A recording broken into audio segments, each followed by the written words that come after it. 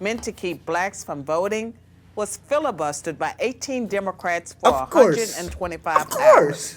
Yeah, yeah, yeah, yeah, yeah, yeah, yeah. Racist, sexist, Republican. Whoa. These words are virtually interchangeable, at least according to most professors, journalists, and celebrities. That's a pretty strong way to start this video out. Okay. Oh. So are they right? Let's take a look at history. The Republican Party was created in 1854. The first Republican Party platform, adopted at the party's first national convention in 1856, promised to defeat, quote, those twin relics of barbarism, polygamy and slavery. Those twin relics were spreading into the Western territories. Republicans feared that as those territories became states, polygamy and slavery might become permanent parts of American life. Polygamy, the marriage of one man to multiple women, devalued women and made them a kind of property. Slavery, of course, did the same to blacks, literally. The Democrats were... That's pretty true, man. I'm watching this video due to a request. I did a video regarding the inconvenient truth about the Democratic Party, and they were like, no, do the Republican Party now, do it now. And I was like, okay, I'm gonna do it. I had a lot of comments saying, no, it's one-sided. So I'm watching this one right here. I don't really know nothing about this, but I mean, yeah. So opposed to the Republicans and their anti-slavery stance that in 1860, just 6 weeks after the election of the first Republican president, Abraham Lincoln, South Carolina, a state dominated by Democrats, voted to secede from the Union. The Civil War that followed was the bloodiest war in U.S. history.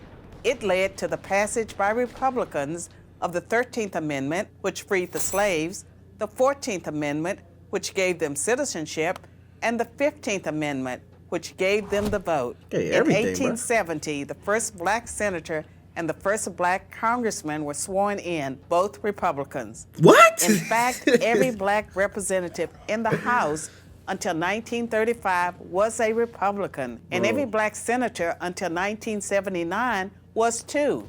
That is crazy. That is crazy. I don't really know nothing about this category. I'm not gonna even fake like I do. Like, that's why I do these videos, because I really don't. I need y'all to like be like, oh yeah, that's not true, or yeah, that's very true. I'm depending on y'all for that. But I was seeing a lot of comments saying the Democratic Party and the Republican Party switched. My only concern, well, I have concerns with that, is when did it switch? Because this video is saying the first black Congress or senator or whatever they said was Republican all the way up to 1979. So was the switch after 1979? Was it during 1979? When was it? When is the switch? It seems convenient to say that, in my opinion. Like, oh yeah, like the party, they just switched. Like, yeah, they switched. Like, I don't know if that's true. I don't know. But it just seems very convenient to say. But yeah, I did not know any of this that she's saying. I have to look into that also. matter, the first female member of Congress was a Republican. The first Hispanic governor and senator were Republicans. The first Asian senator, you get the idea. Republicans also kept their pledge to defend women's rights. In 1862, the Memorial Anti-Bigamy Act was passed by the Republican-controlled Congress to put an end to polygamy. In 1920, after 52 years of Democratic Party opposition, the 19th Amendment was ratified thanks to the Republican Congress, which pressured Democratic President Woodrow Wilson to drop his opposition to women's rights. In the final tally, only 59% of House Democrats and 41% of Senate Democrats supported women's suffrage. That's compared to 91% of House Republicans and 82% of Senate Republicans. There certainly was a war on women, and it was led by the Democratic Party. But while Republicans had won a major battle for women's rights, the fight for black civil rights had a long way to go. In the 1920s, Republican President Calvin Coolidge declared that the rights of blacks are just as sacred as those of any other citizen. By contrast, when famed sprinter Jesse Owens, a staunch Republican, won 4 gold medals at the 1936 Berlin Olympics, He was snubbed by Democratic President Franklin Roosevelt. Roosevelt only invited white Olympians to the White House. 2 decades later, it was a Republican president, Dwight Eisenhower, who sent the 101st Airborne Division to escort black students into Little Rock Central High. And the thing is, I know who he is. I think he was the first black Olympian. I don't know exactly, but I know the idea. And of course I know Little Rock. But my problem is, you learn about, it's like it's nitpicking everywhere in the academic system. You learn things, but they don't really tell you the full truth.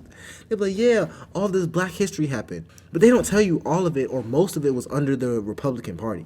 Whether or not that's still the case today, I don't know nothing about politics. That's why I do the videos. But it's just like, why are you teaching me history, but you're not teaching me everything about the history? Why? It's like you're trying to brainwash or manipulate me to have a certain belief, because here I am, a college student, almost done with college. Here I am, and I'm just now learning about this. Just now? I've been in school forever.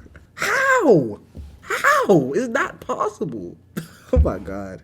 Airborne Division to escort black students into Little Rock Central High when Arkansas Governor Orville Forbes, a Democrat, refused to honor a court order to integrate the state's public schools. The Civil Rights Act of 1960, which outlawed poll taxes and other racist measures. We about to say the Civil Rights Law was that Republican? Was that Republican? What was it? What was it?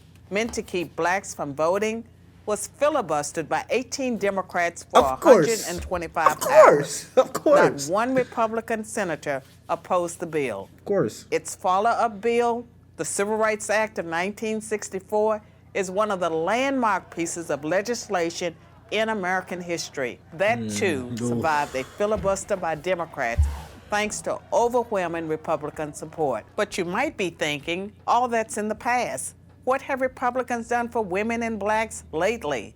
Yeah. The answer you'd hear from professors, journalists, and celebrities is not much. And this time they'd be right. They'd be right because the Republican Party treats blacks and women as it treats everyone, as equals. The Democratic Party never has, and it still doesn't. Today's Democrats treat blacks and women as victims who aren't capable of succeeding on their own. The truth is, this is just a new kind of contempt. So there is a party with a long history of racism and sexism, but it ain't the Republicans. I'm Carol Swain for Prager University. You know, I'm a very good student in school. Like, I do my work. I always look up information. I always make sure to do everything I can to just succeed on that level. Everything. But I promise, like, my memory, it's not the best memory, but it's not terrible. It's not bad. I've never heard any of this information before. Like, in my years and years and years of being in school, I've never heard any of this. And maybe I think, maybe they just didn't get to it. Maybe it feels like I'm being manipulated, lied to. It just feels like somebody's been lying to me all this time. I don't like it, but I'm just have to look into it and I guess learn on my own. But yeah, if y'all have any suggestions, comment down below. I'll see y'all later.